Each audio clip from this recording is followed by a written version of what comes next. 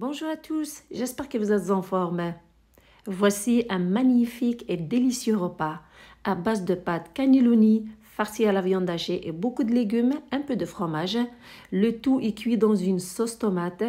Un bon repas qui est gourmand, rassasiant, surtout santé, qui plaira à tous. Voici les détails de la recette. Premièrement, on s'occupe des pâtes. Déposez une marmite avec beaucoup d'eau sur un feu. Une fois que ça commence à bouillir, mettre un peu de sel et prendre ces cannelloni, les mettre dans l'eau. C'est important à ce que les pâtes soient submergées par l'eau. Les déposer délicatement pour qu'elles ne se cassent pas. Puis, on les laisse cuire dans cette eau qui bout environ 10 minutes, le maximum 10 minutes. Il faut que leur cuisson soit al dente. Il ne faut pas que ces pâtes soient trop cuites car on va les faire cuire encore dans la sauce tomate au four. Bien les répartir avec la spatule à l'intérieur de la marmite, les laisser cuire jusqu'à ce qu'elles soient al dente. Pendant ce temps, on prépare la sauce tomate. Dans une poêle, sur un feu, j'ai mis 2 cuillères à soupe d'huile végétale environ, puis j'ai mixé 6 tomates moyennes, les versées dans cette poêle. J'ai rincé le robot pour avoir un peu plus de sauce dans la poêle et pour avoir une sauce surtout qui est légère. J'ai mis environ 100 ml d'eau pour rincer le robot et l'ajouter dans la poêle avec le coulis de tomates. Et pour donner du goût à cette sauce tomate, j'ai passé aussi au mixeur un oignon moyen. Mélangez l'oignon avec les tomates, puis ajoutez d'autres ingrédients pour que cette sauce ait du goût. Alors j'ai une cuillère à soupe de paprika, une demi-cuillère à café de thym, une cuillère à café de sel, un quart de cuillère à café de poivre noir, avec 3 feuilles de laurier, avec une cuillère à thé environ de basilic frais que vous pouvez remplacer par du basilic séché. Mais si vous avez du basilic frais, c'est mieux car ça rehausse le goût de cette sauce. Les verser dans la poêle, les mélanger bien sûr. Laissez cuire le tout pendant quelques minutes. Pas besoin de trop cuire la sauce tomate car on va cuire encore les pâtes à l'intérieur de cette sauce tomate dans le four. Juste mélanger tous les ingrédients dans la poêle. Dès que ça commence à bouillir, laissez cuire entre 5 à 7 minutes. Puis éteindre le feu et retirer la sauce. Après 10 minutes de cuisson, les pâtes sont cuites, les retirer, les rincer à l'eau froide et les laisser surtout s'égoutter. L'étape suivante, c'est de préparer la farce. Pour celle-ci, on a besoin de 500 g de viande hachée, environ 150 g de fromage râpé, 2 œufs, une courgette, un oignon moyen, un poivron rouge, un poivron vert, un morceau de courge. C'est un légume de saison, c'est important de l'ajouter. Si vous n'aimez pas la courge, vous pouvez la remplacer par une autre courgette ou un autre légume de votre choix.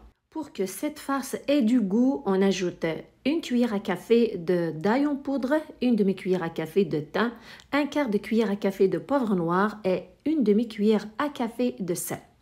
Prendre tous les légumes, puis les passer au mixeur pour qu'ils soient bien mélangés avec la viande hachée. C'est important de les passer au mixeur que de les couper avec un couteau en petits morceaux.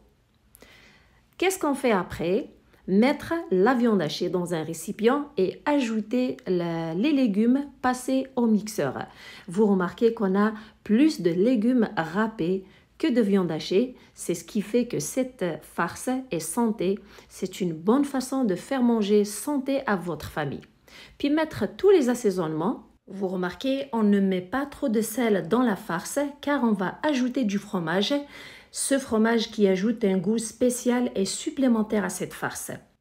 Casser les œufs aussi, c'est ce qui va nous permettre de bien lier tous les ingrédients de cette farce et surtout pour que celle-ci soit bien maintenue à l'intérieur de nos pâtes cannelloni.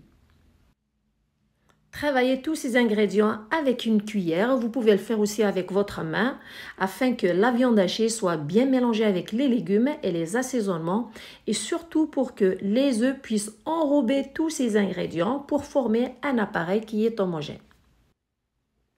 Une fois que la farce est prête, les pâtes cannelloni sont prêtes aussi, elles sont bien égouttées.